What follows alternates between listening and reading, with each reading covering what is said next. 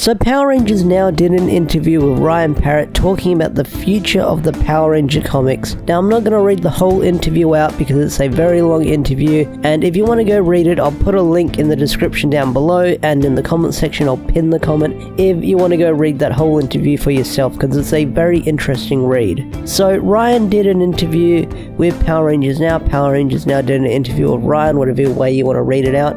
But an interesting question was asked during the interview, and that is, can we expect to see Rocky, Adam or Aisha in the comics anytime soon? And Ryan's reply was very short and sweet. Ryan said, "I love those characters, they're great. I especially love Aisha. All I can say is, they are part of the Power Rangers mythology, and I can see there being a point when the comics would explore them, but I won't say when. People love them. I think there's definitely room at some point."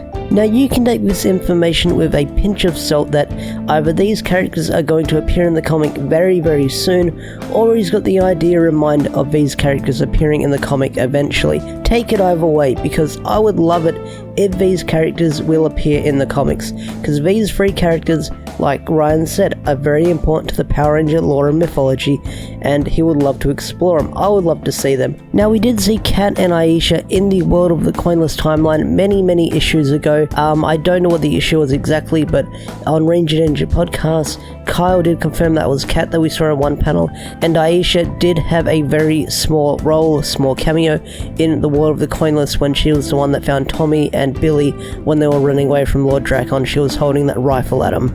Now I would love to see these characters appear in the comics, whether it be Mighty Morphin or Go-Go. I'm guessing I would prefer to see them in Go-Go, because with Go-Go Power Rangers, it's sort of like an alternate retelling of the original Mighty Morphin series. Same with Mighty Morphin, it's a different timeline, different alternate storytelling, but I think Go-Go would be more suited for those characters, because Go-Go focuses on their normal life as well as their Ranger life. So with Ryan doing that in Go-Go, well, he can do that in Mighty Morphin as well. I'm just saying Go-Go for an example. With Go-Go, he can focus on those characters' normal lives, because I get the feeling, looking back at those older Mighty Morphin episodes where those three characters were introduced, in the earlier episodes where they had a few episodes centered around them, but it would be better if we got some better world building towards them and their personality and their characteristics built up in the comics. That would be really cool to see. Now, in Mighty Morphin with Necessary Evil, we know nothing about it. We know that the original team is returning, but there is probably stuff they are hiding from us that they don't want to tell, because Necessary Evil does not start until June. Now with Necessary Evil, they've teased that the White Ranger is going to be making an appearance, and he's going to be the center character. Well, I get the feeling he's going to be the center character because he's the main promo of Necessary Evil. He's on the front cover of issue 40, for God's sake, and they keep doing promotional material around this White Ranger, and a lot of people are speculating if it could be Tommy or not be Tommy. Someone said it could be Saban in a humanoid form, which seems a bit weird.